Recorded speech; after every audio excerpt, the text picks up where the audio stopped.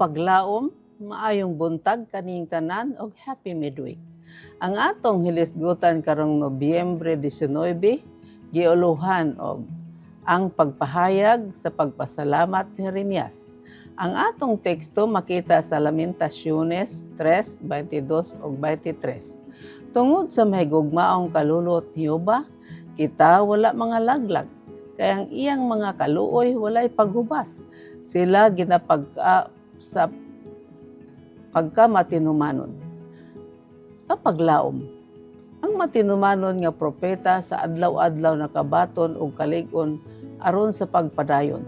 Matod niya, apan si Jehova nagauban kanako sama sa usa ka malig-on og makalilisang.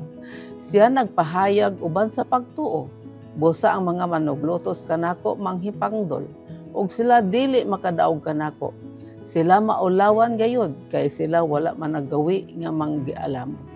Mudangat kanila bisan ang walay katapusan nga kaulaw nga dili gayud hikalimtan. Manag-awit kamo kang Jehova. Managdayeg kamo kang Jehova kay iyang giluwas ang kalag sa kabos gikan sa kamot sa mga mamuhat sa kadautan. Ang mga kasinatian nga niaguman ni Jeremias sa iyang pagkabatanon ug ingon man hangtod sa ulahi nga mga katuigan sa iyang ministeryo, nagtudlo kaniya og pagtulunan nga ang dalan sa tawo wala sa iyang mga lakang. Siya nakakaton sa pag-ampo. O Jehova, sawaya ako apan sumala sa mapuanguron nga panghukom. Dili sumala sa imong kasuko. Tingali unya ako mahanaw. Sa diyang si Jeremias gitawag aron sa pag-inom sa kupa sa kasakitan ug pag-uol, ug sa dihang gitintal diha sa iyang kalisdanan sa pag-ingon, ang akong kusog nawagtang na, ang akong paglaom nahanaw gikan kang Jehova. Iyang gisubli sa iyang panumduman ang mga paghamutang sa Dios alang sa iyang kaayuhan. Ug sa madaogon nagkanayon, tungod sa mga mahigugmaong kalulot ni Jehova, kita wala mga laglag. Kay ang iyang mga kaluoy walay paghubas. Sila ginabag-o sa matag buntag. Dako ang imong pagkamatinumanon. Napaglaom, daghan sa mga nag-aangkon nga mga Kristohanon ang nagpadako sa kangit-ngit nga mga bahin sa kinabuhi. Nga unta mahimo sila nga magkalipay diha sa pagsidlak sa adlaw. Sila nang hupaw nga unta angay sila nga malipay. Sila nagahisgot sa mga pagsulay sa dihang unta angay sila maghatag og pagdayeg alang sa daghang mga panalangin nga ilang nabatnan. Ilang gitan-aw ang ilad nga mga panghitabo, gihambin ang mga kapakyasan. Nagapanghupaw sa mga kalisdanan, ug tungod niini nabugat ang ilang mga kasing-kasing ug naguol.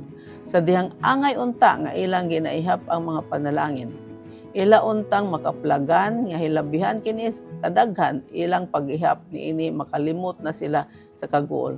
Kung unta matag adlaw ilang timan-an ang mga kaayuhan nga gibuhat alang kanila. Kung ilang punon ang ilang mga huna-huna uban sa bililhong mga panumduman sa mga maayong butang nga ilang nadawat, daghan kaayo og mga kahigayunan alang sa paghatag og pagpasalamat og pagdayeg ngadto sa maghatag sa tanan mga maayo. Magampo kita. Diyos ug may gugmaon na mga man sa langit, nagapasalamat kami kanunay sa mga dili maihap ni mga panalangin nga ari kanamo. Angay kami nga angay ka Ginoo pasasidunggan ug dahigon tungod sa imo may gugmaon kalulot nga walay paghubas ug kanunay bag-o sa matag adlaw. Kini tanan among ginapangayo ug ginapasalamatan sa ngalan ni Hesus. Amen.